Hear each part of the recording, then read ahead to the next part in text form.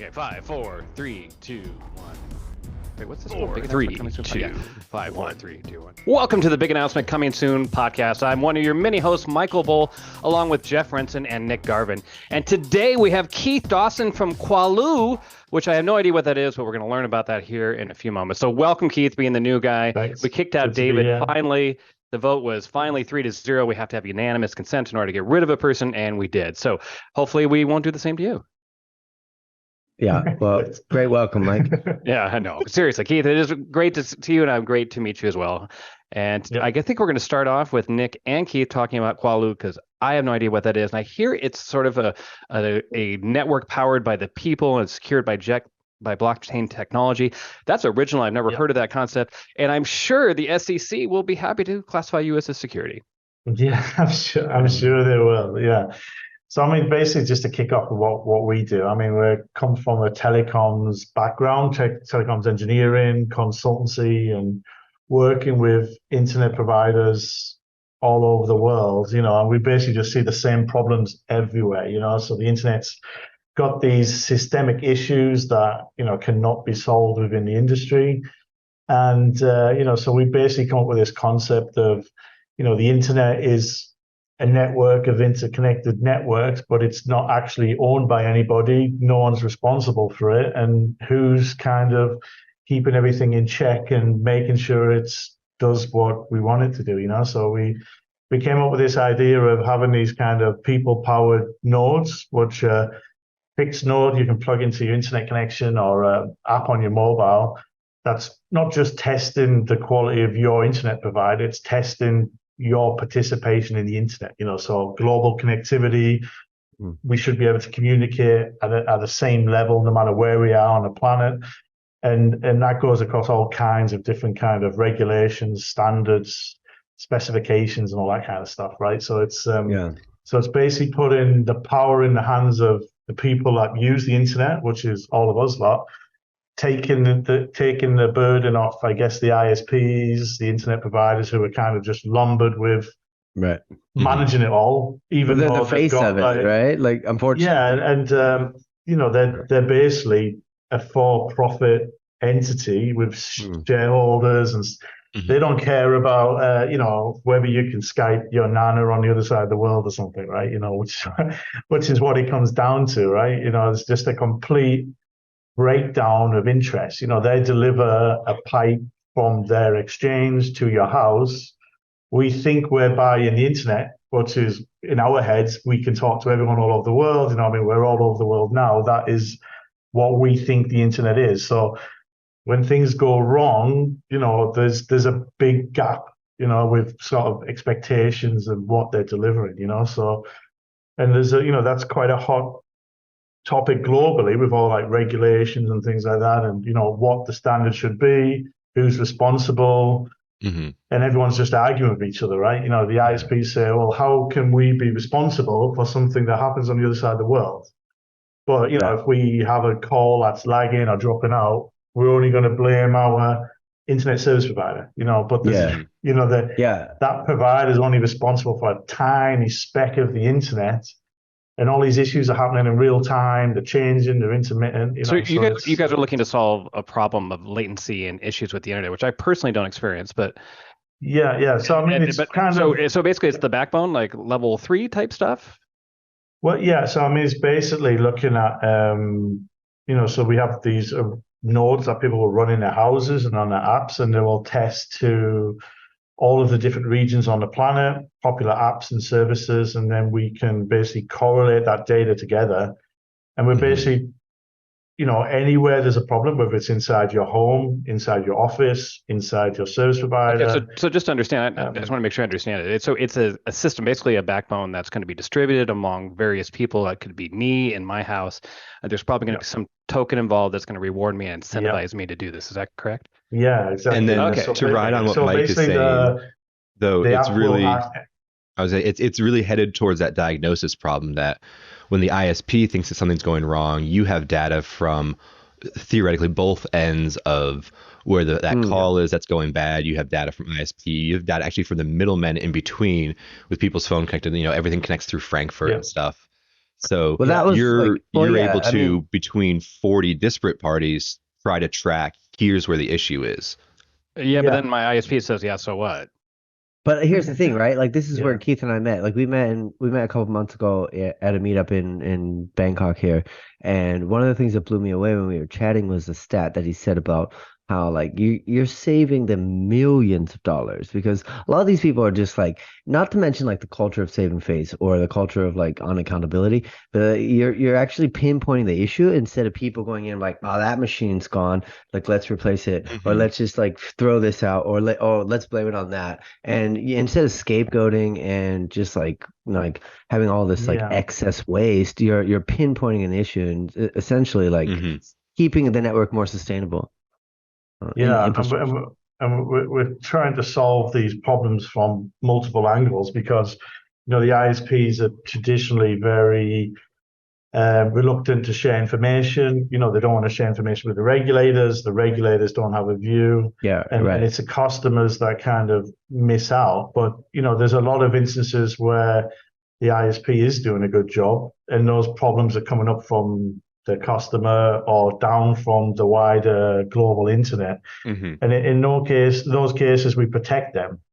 But there's also like a big part of the network that we want to do is we want to basically think of the internet as a single network and think of all these ISPs as just nodes, with the customers as endpoints. And each one of these nodes needs to be green for the internet to work as we intended. And that includes we're trying to connect, billions of people that are still unconnected. There's $1 trillion or something annually wasted on OpEx. A lot of it is wasted because they don't solve the root cause of issues, and they have a lot of time.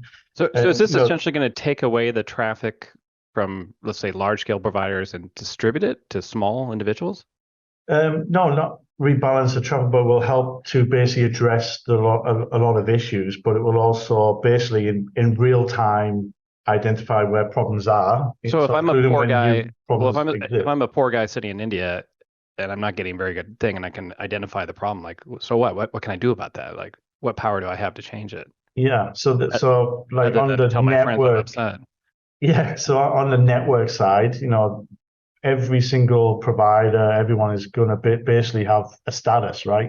If they're delivering quality or not.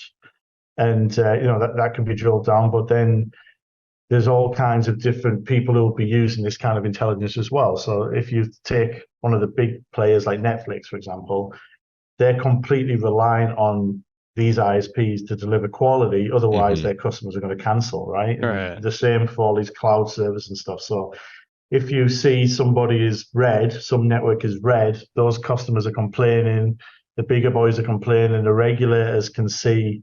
You're creating kind of transparency and accountability, whereas now everyone's just pushing blame on each other, Okay, and so it's really not Mike's problem of the Indian guy who has bad connection on his phone. It's Netflix wanting to provide the service that they've promised to the Indian community.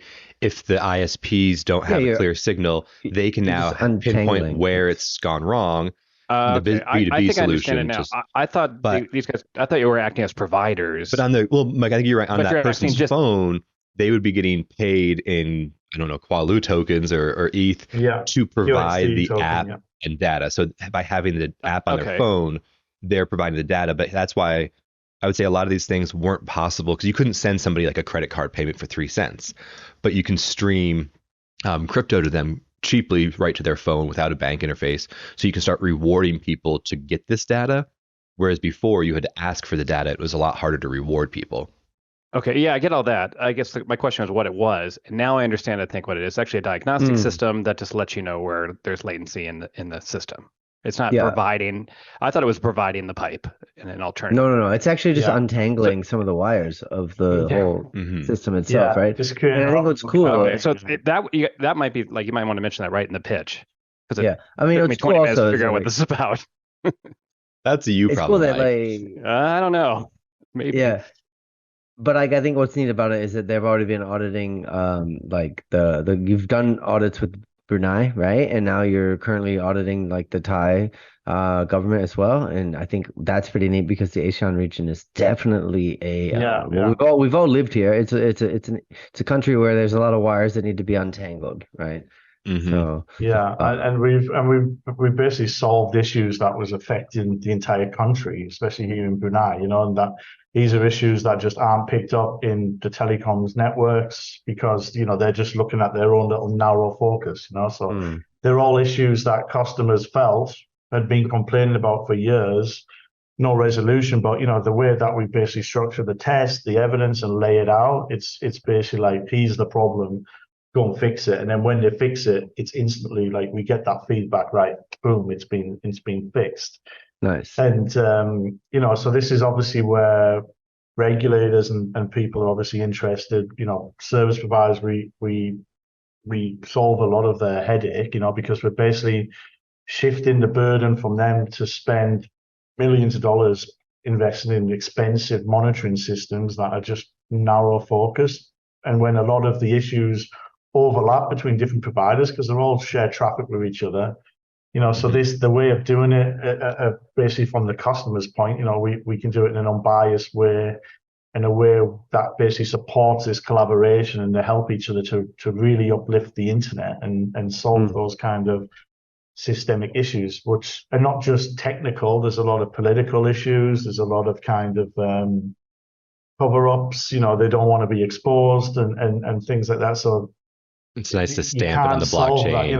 Right. Yeah, KPIs, yeah, absolutely. bonuses, and So all this kind of I think stuff. I get what it is, and and so it's cool. It's a noble concept to be able to monitor where the issues are, and then you can put pressure perhaps on that system to solve it. But why would I want to participate? So why does a typical individual want to participate? Why is getting a QXT token going to excite me? Because given what a nightmare it is to convert any token to something I can actually do something with. So if why would anybody want Yeah, to do that? Why wouldn't it just be large groups that are going to do it, and then that might not even that might you want yeah. a So I distributed mean, platform with zillions of people doing it. So where's our incentives?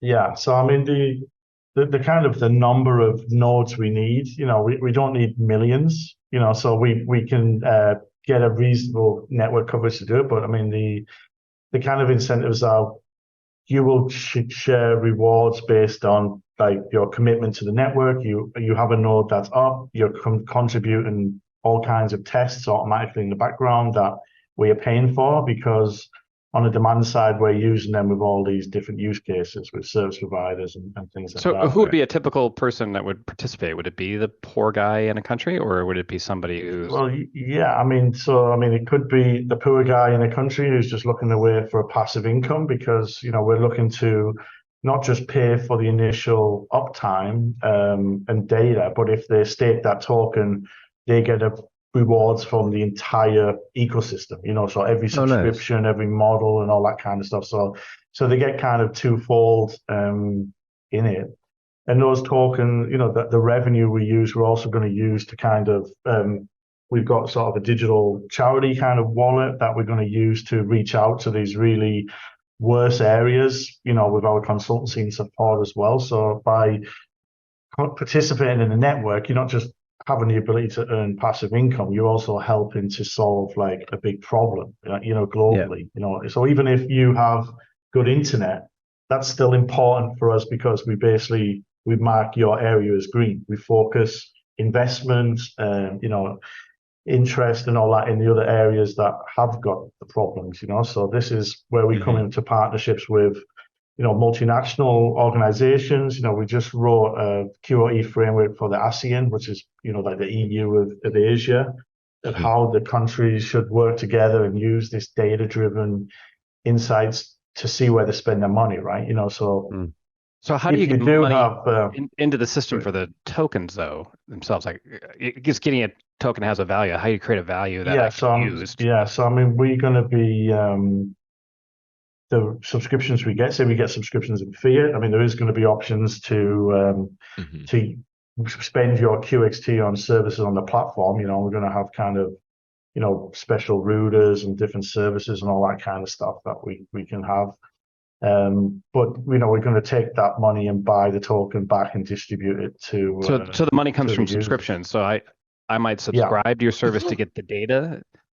You get the analytics. So the ISPs, regulators, that's how you all that monetize kind it. of, Okay, so maybe I can explain it back. So you're going to create a system. You're going to incentivize people through tokens to participate in the system, which is an analytics platform. I, as an ISP or whatever, I'm going to purchase the data you get. That's where you're going to get your revenue that you can then kick back into the system to pay people out. Yeah. Got it. Yep. So Mike is our skeptic, and Mike, do you feel like this actually has real world application for that actually starts to make sense because you're actually getting real money. You come around and you sound like you understand and believe. 25 minutes, but Mike got it. I don't know. I think you can do all that in about a 1 minute pitch.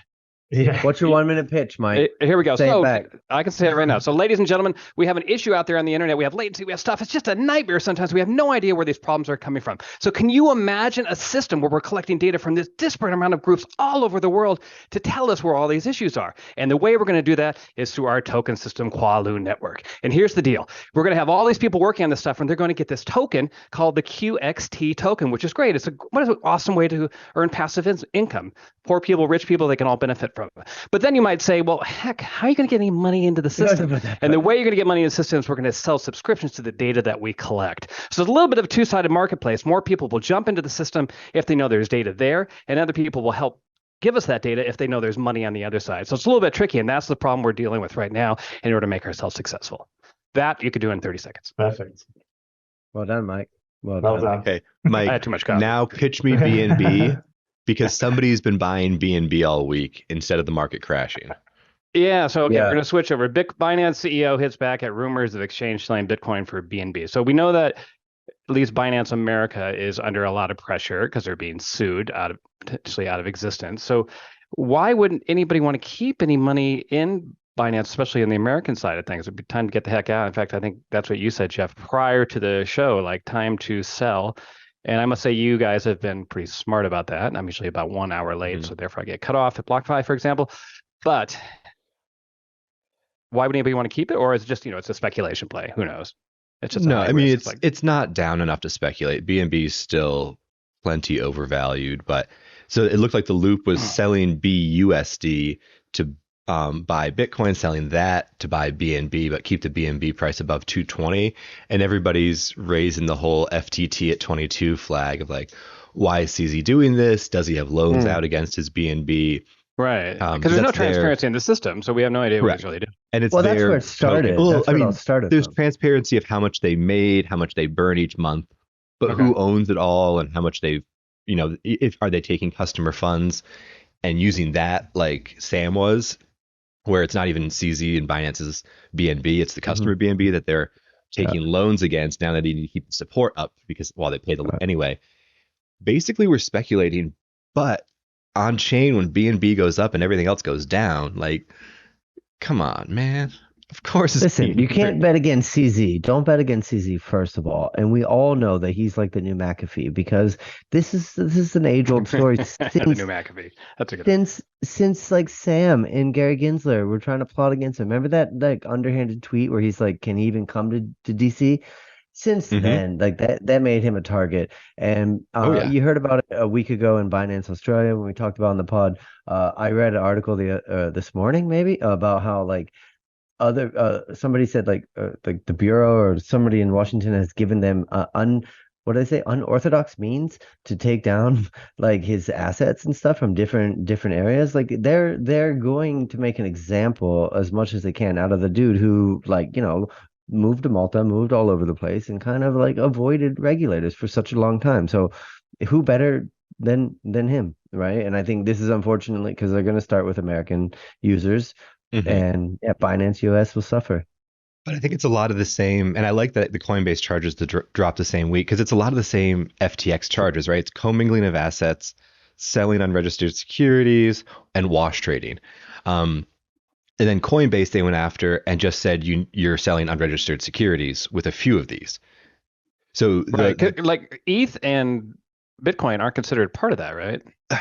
Bitcoin is not. It's not considered a security. So if you're Gary Gensler, 3 years ago, or 5 years ago, you listed out Bitcoin, Bcash, ETH, Litecoin, everything on Coinbase, eClassic at the time, the original like the 2018 Coinbase listings as non-securities. If you're current day Gary Gensler, you're saying it is securities, or Except be clear, for ETH and you're Bitcoin, saying right? nothing. No. ETH is still in murky area. Hinman said it wasn't, but Coinbase turned around and sued him back, and now they've got a 4-month delay. But basically, they're saying we went to you, we filed our paperwork, we did all this stuff, and you're coming to us 3 years later telling us we did something wrong after we asked. So the two yes, but they went ahead and cases just are did very it without different. waiting until there were rules on it. So there is that risk. That's not how But how rules business from works. No. where, You go though? out, you go out and you issue the product, and then you seek for. Otherwise, yeah, or you could see what the regulation is. You don't do it until the regulation is there. So you're looking at, like, say, the Uber model or the Airbnb model, where they just went out and did it, and then then when the problems came to them, then they. But the worked Uber through model it. is breaking So what? The that's fact that risky to taxi do it. companies had gotten engaged in politics and changed the laws. Just because it's the law doesn't mean it's I'm the not right saying thing whether to it's right do. or wrong. I'm just saying you're taking that risk if we used to do that in China. We started a school in China. We just built it, and then everybody comes to us and it tells us, here's what you need to pay. So that's what And these guys are Coinbase essentially went doing. through So there's all a of risk that. to doing that. But yeah. it's interesting because now, like Nick was saying, CZ's got himself like a criminal lawyer. So the talk has been that the DOJ is coming after him, and that would be like the commingling of assets and the wash trading stuff. Let's see. Yesterday, they were going to freeze all the assets, and a U.S. judge luckily pushed that off. He said, you can't just freeze the stuff because he might be commingling. And they realized, I think, after BlockFi, after FTX, how they hurt the people who are trying to withdraw, even if the money's there. Like, it's all alleged. So if we can withdraw from Binance US, if you're on it, they were extending your time because at first the SEC was going to say, well, the people can't withdraw, right? The SEC's first mission is to fuck the people. The second mission is to fuck businesses. So Keith and Jeff, I was going to say, in the last one, Happy Delio, because BNB, they're dumping all this. Something's going wrong. People are getting scared. People are selling.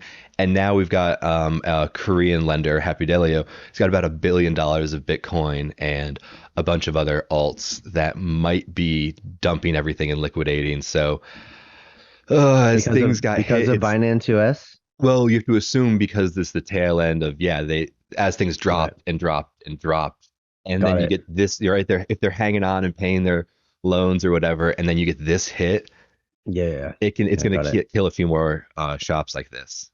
So question for clarification, because earlier we touched on it and we said we would come back and circle back, but like we both understand, we all understand that the SEC probably is not acting under like the best intentions, right? There's a little bit of nefarious means going on right now in order to the conspiracy No, because the U.S. House is going after him.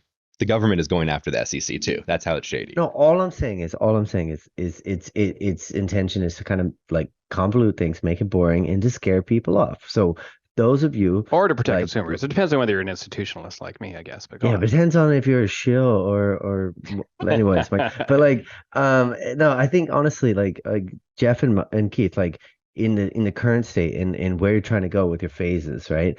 How does this like seep into the meetings, into the plan? Because ultimately, like, you're at the mercy of that, right? I mean, you can have a great user, you can audit a couple other countries. Jeff, you could make the best interface that blows Google Maps out of the park, but if you're forced with these kind of regulations, and whether you're in Switzerland or not, like, you're still gonna have to play ball with other people's regulations. Like, does that deter people? Does that deter? Like, it's going to obviously curb some innovation. It's going to curb some people in terms of money. Yeah. What do you think? Well, I mean, for us, the USA is obviously a big market, and we're sort of looking at, do we have an alternative rewards model for the US, like loyalty points or something? How does this fall in on legal? And obviously on a fundraising, like, steer clear of USA people, right? Americans. But then, you see that, we've been here before, right? There's always something. They always go after it. And, the status quo, the establishment don't want crypto because they're a competitor, right? To everything they do, but then there's kind of a balance. And, you're seeing them coming out in Congress going after the SEC saying, like, the rules are not clear. How can anybody follow them?